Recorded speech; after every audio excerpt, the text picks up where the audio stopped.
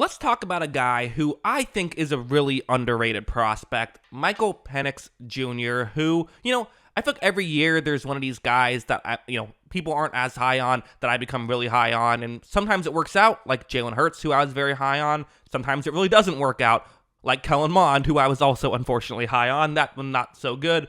Michael Penix is that guy for me this draft, though. I think that I really like him. I think there's a lot of really good traits he has. Not a perfect prospect, of course, as there is no perfect prospect, but even that asterisk aside, I do think there are some criticisms that we will get into, but there's some really good stuff here with Penix. Let's start off with the play you see on your screen. Going to be a deep shot, and, this game against Texas, if this is the only game you watch, you'd be wondering why he's not going first overall, because he was unbelievable in this game. Watch how Penix is going to take the snap. You're going to see him make this throw.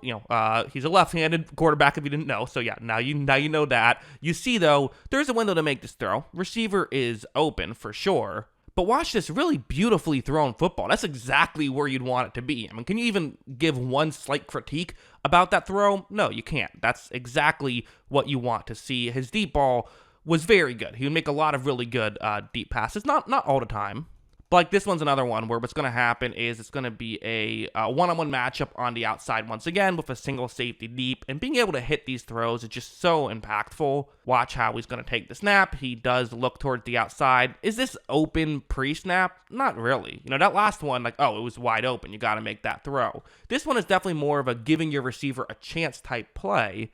But that's what he's going to do. He's going to throw it down the field. Receiver makes a really good catch, but it was also a great throw to have something like that work out. Even if it wasn't caught, I'd still be sitting here saying really well done. Yes, it is true. He had great receivers. No one's going to deny that. The receivers were very good. But again, if you have good receivers, use them. Know what your situation is. He did a very good job with that. Although going over here, one of my biggest critiques I would say with him is it did feel like some of these deep balls would get away from him. Like one like this, what's going to happen is, watch what happens when this play begins.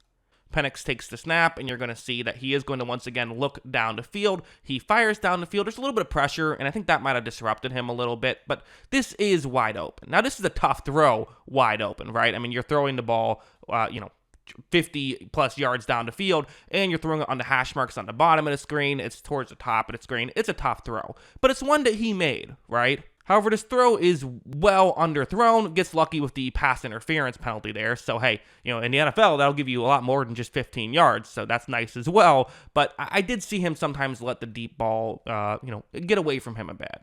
Like this one, another one, not even really a deep ball, but you're going to see him kind of step up and just overthrow that one. The Michigan game, which we'll get to in a second, there were some tough plays there.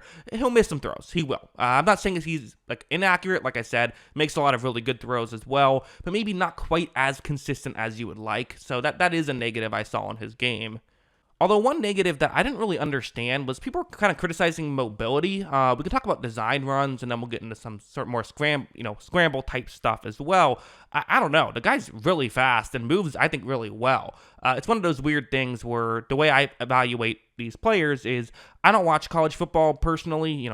Saturday's my one day off essentially during the regular season, so I'm not going to spend it watching more football usually unless it's like a big week like, conference championship games or, playoff games, stuff like that, which I will watch. But it's one of those things where I basically just dive into tape, watch everyone's entire season, and then I'll read about what people are saying and listen to podcasts. And I'm always every now and then wait, what are people saying about him? That was my case of his mobility. Because first let's start off with this play. Watch how when it begins, you're going to see him kind of, fake a handoff towards the right, and then he's going to step up in the pocket, and you're going to really see his speed here, where there's a couple of Texas players who are kind of in the area, but watch him just, sprint so well. He picks up a first down and gets down, right? He's able to slide, and you would definitely see him slide pretty quickly on some of these. I mean, this one was actually kind of a late slide, but still, was able to get down and avoid a big hit, which, that's another that's probably my biggest concern with him is the injury history, which is very real. Guys who have, bad injury histories,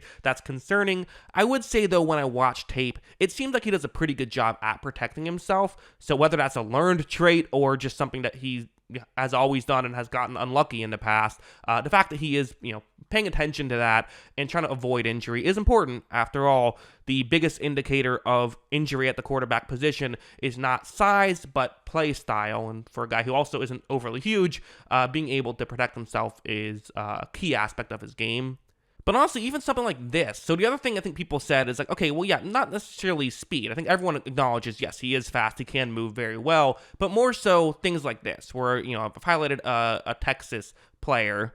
Watch how when it begins, you're going to see there is pressure in his face. A lot of people criticize, well, when there's pressure, him trying to get out of the, outside the pocket, that kind of stuff. That's where he's not as good. And I think that narrative has kind of come from one game, which we'll get into. I think for the most part, he was good at this stuff. Watch here how he sidesteps that Texas player, is able to throw off balance and pick up a completion there. So really good stuff here, I think. Like, again, is there a reason for some of this criticism? Yeah, I think so. Like, we can even jump there now. It's the Michigan game, which was, not great. I believe it was Pro Football Focus's lowest graded game of the season. So anytime you have that kind of game in the national championship, that's a disappointment.